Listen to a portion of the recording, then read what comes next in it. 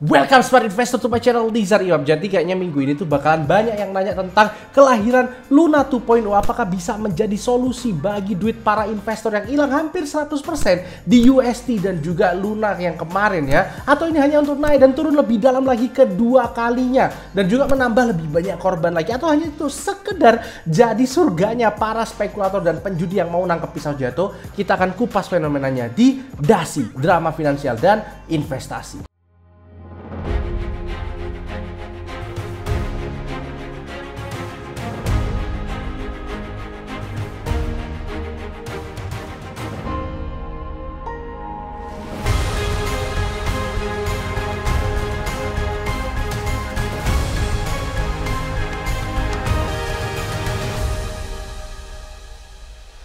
Oke, jadi untuk konteks saja ya, jadi beberapa minggu terakhir tuh memang Terra Luna itu menjadi pembicaraan yang sangat hangat di dunia kripto ya. Karena memang turunnya tuh hampir 100% cuma dalam waktu 1 hari. Dan dengan market cap sebesar itu, wajar kalau misalnya banyak yang bunuh diri gara-gara invest di sini ya. Nah, untungnya Sabtu kemarin itu resmi revival dari Luna itu akhirnya berjalan ya. Karena Luna 2.0 itu udah rilis. Nah, untuk revivalnya sendiri itu intinya adalah yang punya UST dan juga Luna yang lama itu nanti akan dapat airdrop berupa Luna 2.0 yang itu harapannya bisa jadi kompensasi uang mereka yang hilang ya. Nah, ini caranya gimana? Nanti dimasukkan beberapa kategori yang itu diambil dari kapan belinya dan juga berapa jumlahnya. Nah, untuk detail simulasi berapa pembagian airdropnya saya udah sertakan link di bawah tentang kalkulatornya. Jadi yang pengen tahu tentang simulasi pembagiannya seperti apa nanti langsung aja klik di sana ya. Nah, pertanyaan utamanya adalah bagaimana hasilnya setelah revival kemarin. Tapi sebelum kita ngomongin hasilnya, kita perlu tahu dulu ya bahwa untuk Luna yang lama itu nanti akan ganti nama jadi Luna Classic dan UST yang lama itu juga ganti jadi UST Classic. Dan untuk Luna yang baru sendiri yang 2.0 tetap pakai nama Luna ya, dan nggak ada UST 2.0 karena Luna yang baru itu tidak di pairing lagi dengan UST. Dan hasilnya sendiri setelah H+2 hampir ya, ini kayaknya masih dari 200 ribuan itu masih turun di 80 sampai 90 ribuan. Untungnya Luna Classic dan juga UST Classic itu ada peningkatan meskipun belum game changing banget ya. Jadi masih naik dari 1,2 ke 1,8 kurang lebih seperti itu. Nah, terus apakah ini bisa jadi solusi? Ya setidaknya sampai video ini dibuat kayaknya belum bisa jadi solusi untuk para investor yang kehilangan duit di sana ya. Apalagi pada saat solusi ini ditawarkan itu kayaknya banyak yang protes juga karena mekanismenya itu pakai voting dan dirasa ini kayaknya pakai rig ya. Kenapa? Karena memang tidak mencerminkan suara komunitinya tapi lebih ke stakeholder yang ada kepentingan gitu ya. Bahkan founders dari Binance itu menyatakan kalau misalnya dengan metode seperti itu diragukan apakah value Luna itu akan meningkat lagi atau tidak ya. Ini bukan saya ngomong ya, tapi founders dari Binance. Terus kalau menurut saya sendiri gimana? Jadi saya sekalian akan terangkan dengan sederhana ya bagaimana terjadinya kasus dari Luna dan Terra yang hancur ini ya. Oke. Jadi yang pertama kita harus tahu UST itu memang niatnya dibuat sebagai stable coin ya. Nah, stable coin sendiri ini tuh fungsinya adalah untuk menghilangkan nature kripto yang sangat volatil sehingga diharapkan kripto ini bisa diaplikasikan ke tempat yang lebih luas lagi kalau udah nggak volatil lagi. Nah, untuk bisa bikin stable itu biasanya dikaitkan dengan aset yang lainnya seperti fiat money, komoditi emas ataupun bitcoinnya sendiri. Nah, Terra Luna itu datang dengan terobosan. Dia nggak pakai backupan lagi, tapi langsung pakai algoritma aja. Nah, algoritmanya kurang lebih seperti apa? Kurang lebih seperti ini. Ini UST adalah stable coin ya. Nah, ini nanti akan di-pairing dengan koin yang lainnya yang namanya adalah Luna. Yang ini bukan stable coin, tapi fungsinya lebih ke absorbing volatility. Jadi kalau misalnya UST itu turun di bawah 1, nanti dia akan menukar UST-nya dengan Luna yang seharga dengan $1 juga. Seperti itu ya, karena memang UST harus $1 ya. Nah, nanti supply dari UST akan berkurang sehingga harganya kembali ke $1. Dan ini juga mekanisme algoritma ini berharap juga market itu melakukan behavior yang sama yaitu arbitrase dengan melakukan selisih-selisih, tukar-tukar selisih kayak gitu ya. Nah, ini cuma bisa works itu kalau ada dua syarat. Jadi memang sebenarnya broken ya. Syarat yang pertama itu adalah harga Luna tetap naik. Yang kedua adalah UST ngedropnya nggak boleh banyak-banyak banget gitu ya. Kenapa? Kalau misalnya Luna ini ikutan ngedrop ya, apalagi kalau sampai di bawah $1 misalnya kayak gitu ya, dia akan butuh ngeprint banyak banget Luna untuk membuat UST balik ke $1 seperti itu ya. Dan akhirnya ini akan oversupply di Lunanya sendiri, jadi terjadi malah hyperinflation. Jadi bukannya malah ngangkat harga UST-nya, malah harga Lunanya itu ngedrop sendiri karena hyperinflation. Inilah yang disebut dengan death spiral.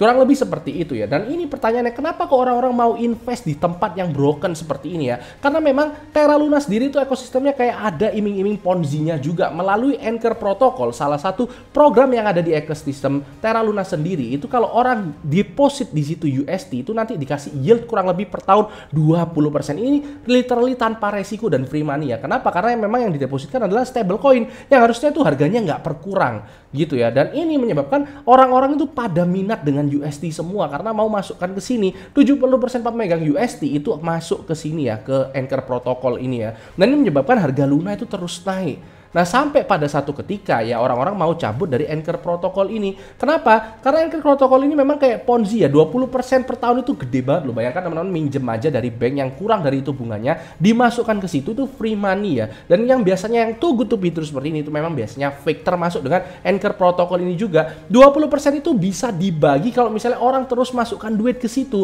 Tapi kalau nggak ada yang masukkan lagi atau yang ada yang cabut, itu nanti akan jadi problem berikutnya. Seperti Ponzi banget lah.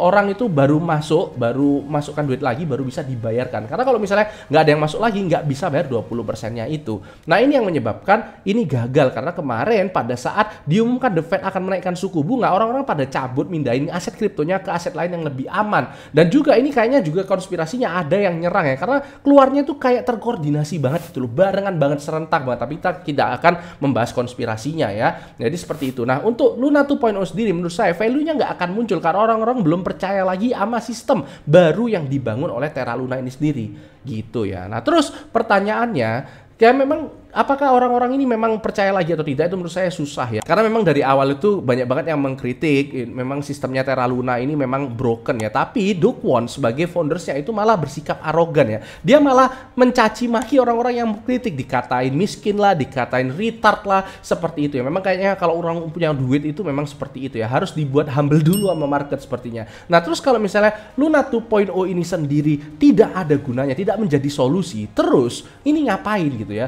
Nah, kalau menurut saya sih sebenarnya kalau kita ngomong ini adalah scheme Ponzi berikutnya, kita perlu lihat ke depannya lagi ya. Tapi setidaknya sampai detik ini saya rasa ini hanya akan menjadi surganya para spekulator dan penjudi ya di sini. Dan ini sejalan dengan apa yang dikatakan oleh Marcus, founders dari Dogecoin ya. Menurut dia Luna 2.0 hanya akan menjadi bukti betapa bodohnya spekulator-spekulator di dunia kripto ya. Ini bukan saya lagi yang ngomong ya. Ini foundersnya Dogecoin. Seperti itu ya. Dan memang sebenarnya wajar-wajar aja kalau kita mau spekulasi di sini ya di Terra Luna, karena memang di era dimana orang-orang itu nggak percaya lagi yang namanya proses dan pengen cepet dan instan aja. Ini kayaknya menawarkan tiket, kesempatan, one time of life chance ya. Jadi ini memang sekali seumur hidup untuk merubah nasib. Dari grafiknya Luna 2.0 yang dirilis saja kemarin, itu kita bisa lihat ya, harganya tektokan ke $5, $6, itu 20%, itu banyak kali ya. Nah, apalagi kalau misalnya kita lihat di grafiknya Luna klasik, kita juga bisa lihat pada saat turunnya kemarin itu bahkan bisa naik 1000-an% loh. Itu pada saat hancur ya, masih sempat ya. Jadi dari 0, sekian naik ke berapa rupiah. Dan ini menyebabkan orang-orang berpikir juga kalau misalnya kita taruh di situ aja uang terus nanti berharap balik-balik itu udah jadi 10 rupiah atau 100 rupiah atau 1000 rupiah, itu ratusan ribuan persen ya. Dan ini orang-orang ini berharap duitnya ditaruh situ nanti bakalan jadi naga. Wajar-wajar aja selama ya kita pakai duit yang memang kita udah siap untuk hilang ya. Jangan pakai uang nikahan, uang tabungan, uang tunangan atau bahkan uang sunatan gitu ya di situ ya. Ini karena memang spekulatif banget. Kurang lebih seperti itu. Nah, terus kalau menurut saya sendiri, pandangan saya sebagai seorang value investor, yang pertama adalah kalau misalnya kita ngomongin Terra Luna ini, saya berharap orang-orang yang nggak ikutan masuk pun, termasuk saya dan juga mungkin viewer saya banyak yang nggak masuk ya, itu belajar dari sini ya. Seperti contohnya adalah Mike Novogratz ya, salah satu investor dan juga pendukung utama dari Luna yang sampai tangannya itu ditato logo Luna ya. Itu dia bilang kalau memang ternyata investasi itu harus teliti dan juga harus diversifikasi, dan kalau bisa tuh masuk ke kripto jangan sampai lebih dari 5%. Itu belum juga dari Delphi Capital yang juga bilang kalau ini adalah hukuman dari mereka itu salah ngitung ya, dari tidak melakukan due diligence. Kurang lebih seperti itu yang pertama. Yang kedua, yang saya harapkan dari sini teman-teman itu, meskipun mungkin dapat ya dari sini spekulasi di sini tuh dapat banyak, tapi teman-teman harus ingat ya bahwa judi dan spekulasi itu nagih ya, itu akan merusak otak kita untuk jangka panjang ke depan ya, karena ini akan membuat kita datang ke tempat judi yang lebih besar berikutnya, yang mungkin di sana kita udah punya duit, lebih greedy lagi, dan juga stake-nya akhirnya dinaikkan, dan sekali kesalahan aja untung-untung kecil yang sebelumnya dikumpulkan itu bisa hilang gitu aja ya.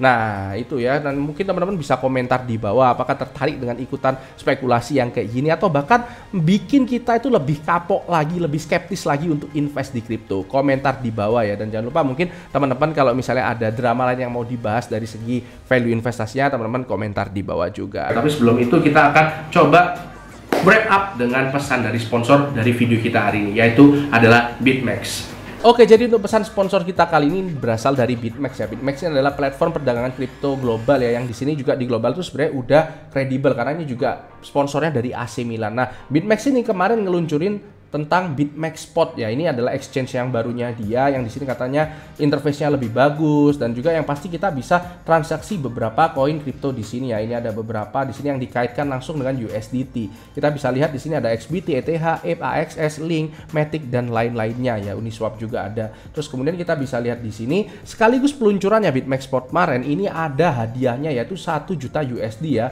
Detailnya hadiahnya adalah kurang lebih seperti ini sampai nanti berjalan sampai 1 Agustus ya. Dan ini caranya gimana? Caranya teman-teman register aja, kemudian transaksi $250 itu dapat 1 kesempatan. Maksimal ada 25 kesempatan untuk dapatkan hadiahnya seperti ini.